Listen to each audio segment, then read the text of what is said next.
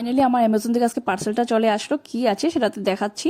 Sugar pop ultra HD blush আর rose shade ছিল এটা, আর আইলাইনার। তো আজকে ব্লগটা এখান থেকে স্টার্ট করছি। কেমন আছো তোমরা সবাই? তো সকালে আমি চাটা খেয়ে এখানে তো সবজি কাটা চলছে। তো হঠাৎ করে বর প্ল্যান করলো যে আমরা চলো কোথাও থেকে ঘুরে যাওয়ার। নাম শুনে কি আর ঘরে থাকা যায়? তো আমরা বাচ্চাদেরকে খেয়ে স্নান টান করিয়ে আমরা বেরোয় পড়লাম ঘুরতে যাওয়ার জন্য। গাড়ির জন্য অনেকক্ষণ ওয়েট করছিলাম, তো ফাইনালি আমাদের গাড়িও চলে আসলো। আমার ননদ, ননাস, জামাইবাবু, আমার বর আর আমাদের 3টে বাচ্চা। 11:30 বাজে আমরা এখন ঘর থেকে বেরিয়েছি। জায়গাটা যেহেতু আমাদের 3 ঘন্টা লেগে যাবে পৌঁছতে।